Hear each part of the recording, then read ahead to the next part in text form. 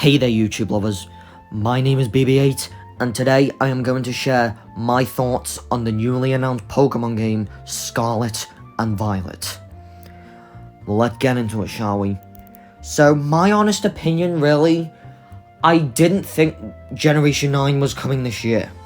Like, I was probably putting my bets on next year because next year would have been 10 years since X and Y released. But this year has been 20 years since Ruby and Sapphire released, so I don't really blame them for wanting to have a generation this year, because Sun and Moon came out 20 years after Red and Blue in Japan, and Sword and Shield came out 20 years after Gold and Silver. And I don't really blame them for wanting to go like 20 years opposite to Ruby and Sapphire's release dates in Japan. But I am happy that we are getting a new Pokemon generation, and Sword and Shield isn't supported forever.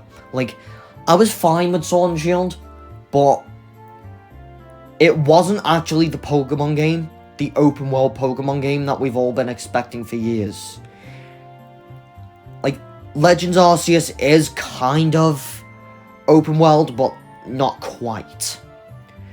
But with this Pokemon game confirmed to be definitely open world, hopefully this turns out to be the Pokemon game we've all been hoping for years. So let's talk about the trailer. So the trailer starts off with all the live action stuff, but we don't really care about that. We care about the gameplay here. And look at this. Look at this. Already the graphics here look way better than Sword and Shield. And there are some minor details in here if you look closely, like, is that a Pokemon Center that looks a lot like a gas station or something?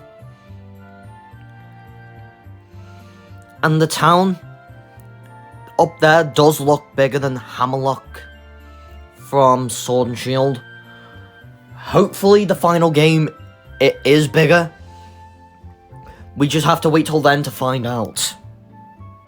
And then there's all that gameplay, and one point of interest in the trailer is the towns. If you look here by the plaza that has a whole bunch of starter types on the ring here, with some Swablu hanging on the flags. And by the looks of this town, I am guessing that, I did guess at first that this region was Mexico because of all the Spanish words used in the names of the starters, but I'm guessing this is either Mexico or Spain and Portugal in a hybrid region or something. And we keep going further into the trailer, and I noticed something on the Seviper here. Look closely on the Seviper's skin. That's textured. That is textured. Like, yes! A Pokemon game with textured Pokemon. I am up for Pokemon having textures, with Seviper's scales being shown, and, of course, Magnemite having reflections. And I am curious to see what a whole bunch of other Pokemon would look like textured. I know this is a random point in the trailer, but look at the Pokeball on the castle. The reflections on it, like, they're actually adding reflections to a Pokemon game. Like, I'm not gonna lie, this does look beautiful, but hopefully the final game, the Pokemon on that castle does end up looking better.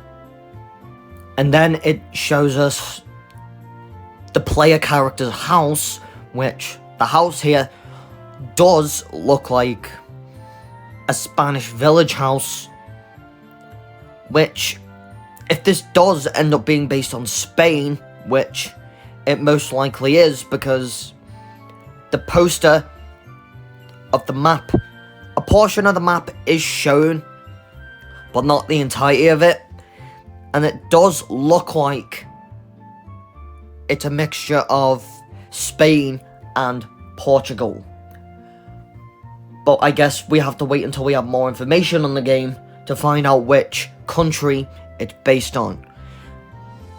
And I would be surprised if we got 2 European regions in a row, with Generation 8 being Gala, and if this generation turns out to be Spain and Portugal.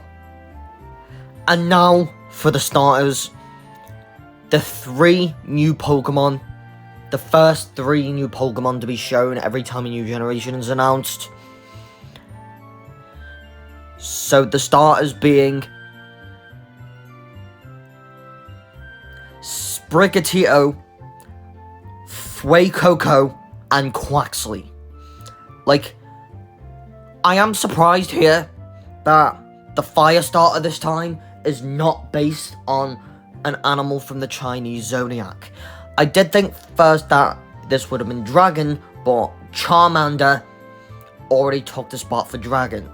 And I couldn't find Crocodile on the Chinese zodiac anywhere, so I am surprised at this rate that the fire starter this time is not a Chinese zodiac Pokemon. And Quaxley here, I don't know why, it just reminds me of Donald Duck. Like, imagine all the memes going on around the internet right now of Quaxley. But personally, I'm picking Fuecoco when this game comes out. Just fingers crossed his final evolution isn't disappointing this time, because I was gonna pick Sobble while waiting for Sword and Shield, but his final evolution ended up being disappointing, so I ended up picking Grookey. And the titles of the games, Scarlet and Violet, like, are these even the opposite? Because I did look up after watching the trailer if Scarlet was actually the opposite of Violet, and turns out it's not the opposite of Violet, and it takes me to this colour, which I don't know what shade of blue this is, but Scarlet is not the opposite of Violet, according to research.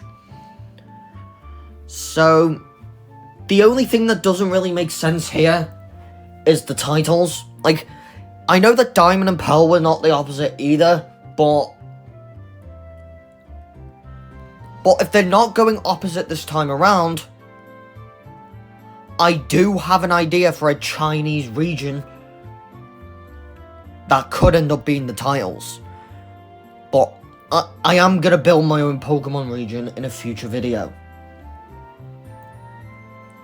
Although one extra detail did make me happy, that Scarlet and Violet will be featuring Pokemon that first originated in Legends Arceus, such as the Hisuian variants of Typhlosion, Samurott, and Decidueye. I'm happy that they're bringing Legends Arceus Pokemon to Scarlet and Violet. I am happy about that. Because there's no point on adding them to Sword and Shield or Brilliant Diamond Shining Pearl now. And the one thing that did make me disappointed about these games is Pokemon Home compatibility. Like, that's great and all, but the fact that Pokemon Home compatibility this time around, like, you can only receive Pokemon that can be obtained in the particular game. Which means we have to wait until November to find out which ones can. Because